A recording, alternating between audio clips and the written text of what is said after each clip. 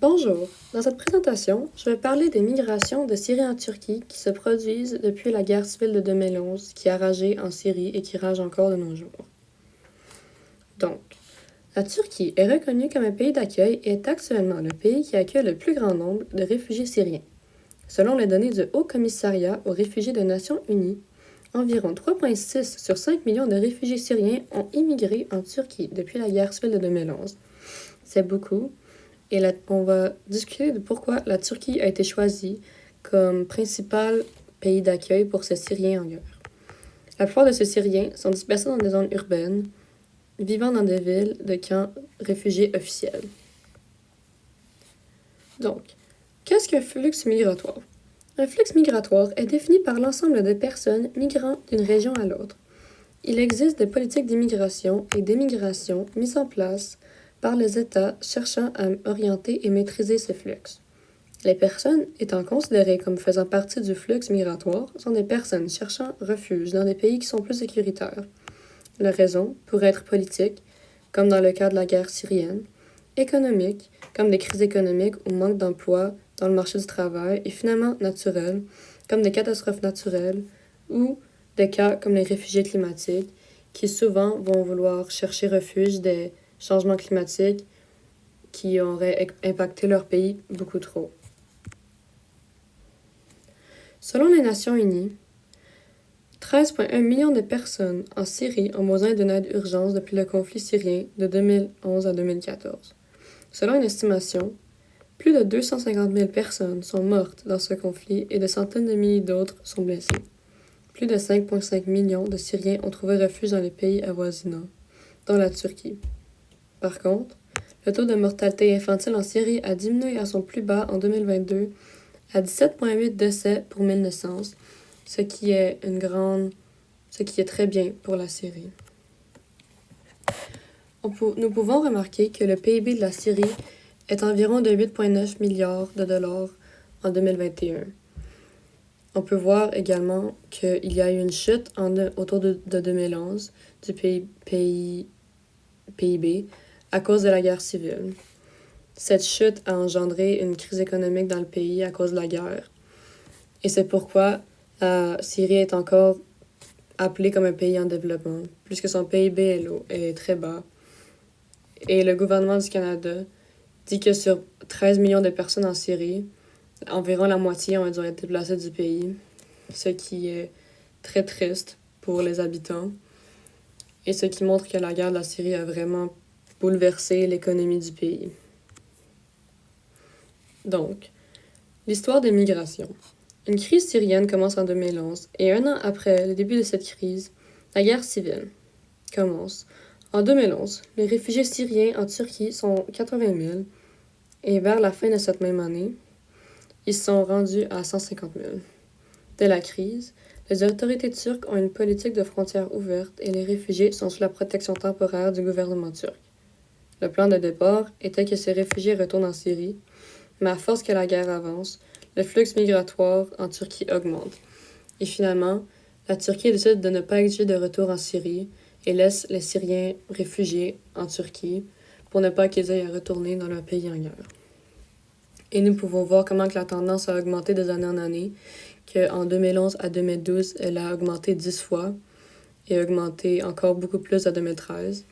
Finalement, en 2016, la Turquie décide d'offrir le visa obligatoire aux réfugiés syriens, ce qui veut dire qu'ils peuvent rester dans le pays et trouver du travail et être considérés comme des réfugiés pendant la guerre. Et aujourd'hui, 3,2 millions de réfugiés réfugiés syriens sont en Turquie. Donc, nous pouvons voir que la Turquie a offert beaucoup aux Syriens pour les protéger de sa guerre. Donc, la gestion maintenant. Depuis la guerre civile en Syrie, la Turquie a ouvert ses frontières aux réfugiés syriens. Ils seront installés dans des camps aménagés temporairement. Pourtant, le gouvernement turc commence rapidement à déménager ses installations en milieu urbain.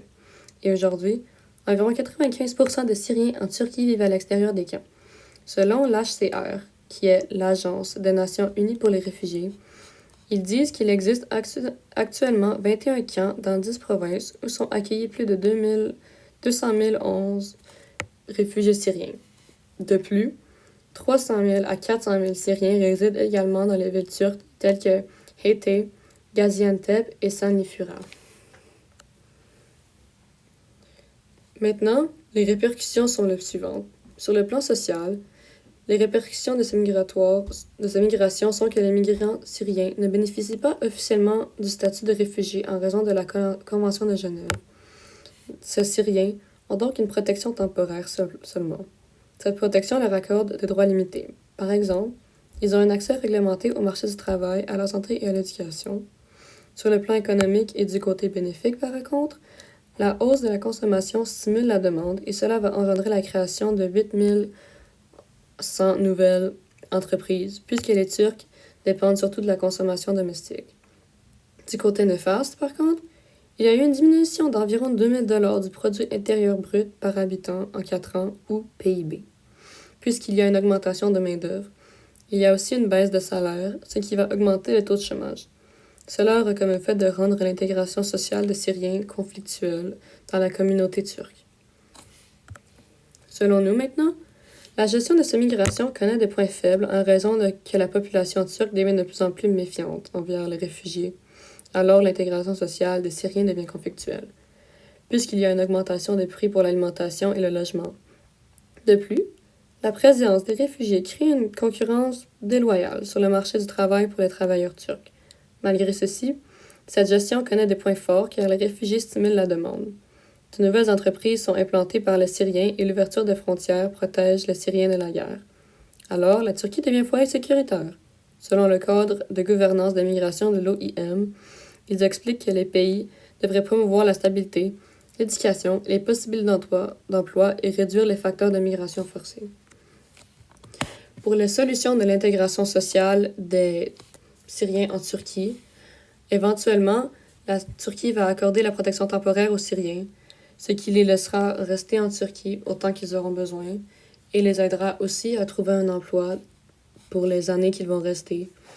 Plusieurs Syriens, la plupart en vrai, disent qu'ils voudront ensuite retourner en Syrie quand la guerre sera finie, mais un certain pourcentage, environ 20%, décident qu'ils voudraient rester en Turquie après la guerre. Et c'est ce qui amène le gouvernement turc à accorder la citoyenneté aux réfugiés syriens qui désirent rester en Turquie. Ce qui amènera une nouvelle génération d'enfants syriens et turcs qui sont nés en Turquie, puisque des familles se sont fondées avec les millions de réfugiés syriens qui sont arrivés en Turquie. C'est une grande augmentation de personnes dans la communauté turque et a sûrement changé, mais la Turquie a fait beaucoup d'efforts pour inclure ces personnes dans leur vie. Merci de m'avoir écouté.